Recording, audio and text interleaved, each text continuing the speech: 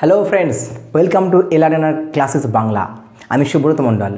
আজ আমি তোমার জন্য নিয়ে এসেছি ইংলিশ গ্রামার থেকে ট্রান্সফরমেশনের একটি কোয়েশ্চেন, যা হচ্ছে only he can do this. এই ধরনের কিন্তু কোয়েশ্চেন পরীক্ষায় অনেকবার এসছে, বা তোমরা হয়তো কোয়েশ্চেন ব্যাংক করার সময় তোমরা এই ধরনের কোয়েশ্চেন বারবার পাও। আর এর সঙ্গে বলে রাখি, আমরা তো এই কোয়েশ্চেনটা সলভ করবোই, এবং দেখেও নেবো আমরা যে সেটি কীভাবে হচ্ছে, এর অর্থই কী, বা যখন একে আমরা নেগেটিভ করব তখন কিভাবে করব, বা বলতে পারি ভাইস ভার্সা, অর্থাৎ বাক্যটি যদি অ্যাফারমেটিভ থাকতো তখন কীভাবে নেগেটিভ করতাম আমরা।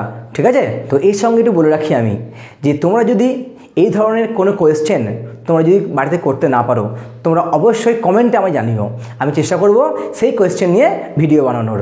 তো চলো শুরু করি এই কোয়েশ্চেন নিয়ে।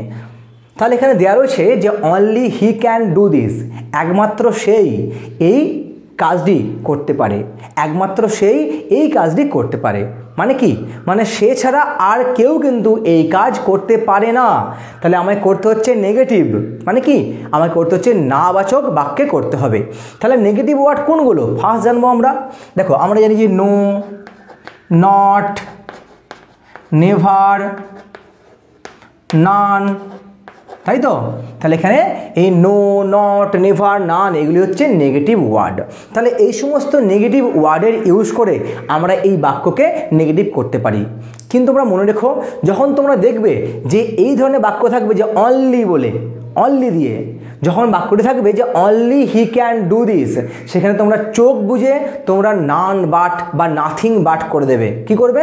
নান বাট বা নাথিং বাট।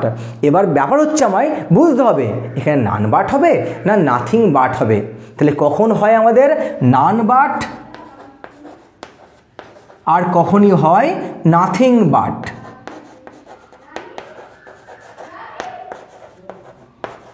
যখন তোমরা দেখবে যে কোনো ব্যক্তির কথা উল্লেখ রয়েছে তখন সেখানে আমরা নান বাট ইউজ করব, আর যখন তোমরা দেখবে সেখানে কোনো বস্তুর উল্লেখ রয়েছে তখন আমরা নাথিং বাট করব। তাহলে এখানে কি বলছে? এখানে বলছে only he can do this. এখানে অবশ্যই হি দ্বারা কোনো ব্যক্তিকে বোঝানো হচ্ছে, তাহলে এখানে আমরা নান বাটের ইউজ করব। তাহলে কি লিখবো? লিখবো যে none but, none but he can do this, অর্থাৎ সে ছাড়া আর কেউই এটি করতে পারে না। ঠিক আছে, তাহলে আমরা কি দেখলাম যে অনলি দিয়ে কোনো বাক্য থাকলে তাকে নেগেটিভ করতে গেলে আমরা নান বাট এবং নাথিং বাটের ইউজ করি। কখন নান বাট করি? যখন সেখানে কোনো ব্যক্তির উল্লেখ থাকবে। আর কখন নাথিং বাট করব? সেখানে যখন কোনো বস্তুর উল্লেখ থাকবে। এবার দেখবো আমরা, ধরো বাক্যটি আমার রয়েছে যে none but he can do this. ঠিক আছে, বাক্যটি পাশে লেখা রয়েছে ব্র্যাকেটেতে যে টার্ন ইনটু অ্যাফার্মেটিভ। একে আমরা অ্যাফার্মেটিভ কীভাবে করবো?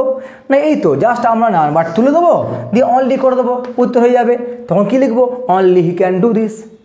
ঠিক আছে, তাহলে এই ছিল আজকের এই ক্লাস। আমি আশা করব তোমরা বুঝতে পেরেছো। যদি কোথাও কোনো ডাউট থাকে তোমরা অবশ্যই কমেন্টে জানিও। আর তোমরা যদি কোনো গ্রামারে কোনো রকম প্রবলেম হয় তোমরা অবশ্যই আমাকে কমেন্টে জানিও।